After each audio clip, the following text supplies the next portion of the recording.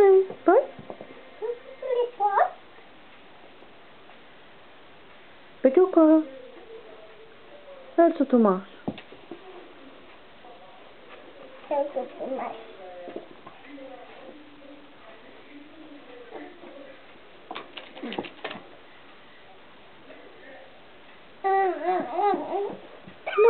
No nerozčiluj se a pojď, teď už to umíš, pojď.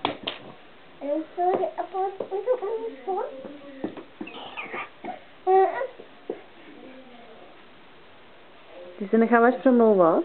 Peťulko.